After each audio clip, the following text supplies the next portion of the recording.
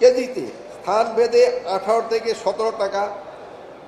হিমাগারের সংরক্ষণ খরচ, পরিবহন, বস্তা, লেবার এবং অন্যান্য খরচ কেজি প্রতি আলু হিমাগার গেটে খরচ দাঁড়িয়েছে 20 থেকে 25 টাকা।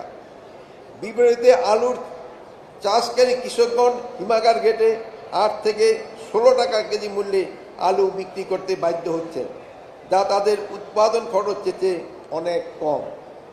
তা আমি হিমাগার মালিকদের আরেকটা অনুরোধ করব, যদিও আপনারা নভেম্বরের ভিতরে সব আলু বের করে দিতে চান, বাট এবার যেহেতু অনেক হিমাগারে কিন্তু আলু রয়ে গেছে, এই জন্য আপনারা একটু ডিসেম্বর মাসটা এদের একটু সময় দিবেন।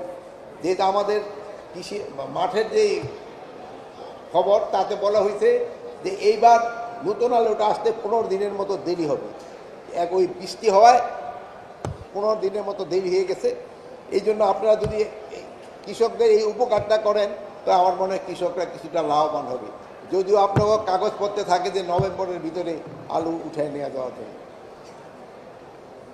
দেশে বিপুল পরিমাণ আলু উৎপাদিত হলেও আমরা আলুর প্রক্রিয়াজাতকরণে বিস্তর পিছিয়ে রয়েছি। বাংলাদেশে মাত্র 2% ফুড আলু প্রসেসিংয়ের মাধ্যমে উৎপাদিত হয়, অথচ দেশে অন্যান্য দেশে এর পরিমাণ প্রায় 7%। তাই আমি মনে করি আলু প্রক্রিয়াজাতকরণের উপর আমাদের গুরুত্ব দিতে হবে, আর এই জন্য প্রয়োজন হবে প্রক্রিয়াজাত উপযোগী আলুর উত্তম জাত ও তার চাষাবাদ। আমি কৃষি গবেষণা প্রতিষ্ঠান, সম্প্রসারণ কর্মী এবং কৃষক সহ উদ্যোক্তা ও সংশ্লিষ্টদেরকে এ বিষয়ে উদ্যোগী হওয়ার আহ্বান জানাচ্ছি।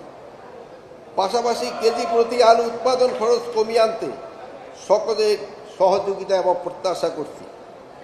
বহির্বিশ্বের চাহিদা মতো প্রতিযোগিতা মূল্যে কম খরচে গুণগত মান সম্পন্ন আলু উৎপাদন করা গেলে আমরা পর্যাপ্ত পরিমাণ আলু রপ্তানি করতে সক্ষম হব।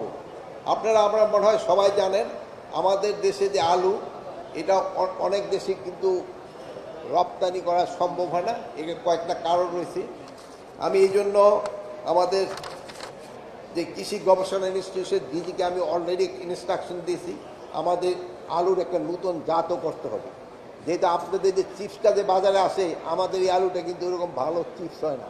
যদি এইটা হলে যেহেতু তবে কিন্তু আলুর কিছুটা এক্সপোর্ট ভ্যালুও বাড়বে এবং আমাদের বাজারের কনজাম্পশনও হয়তো আরও বেশি হবে।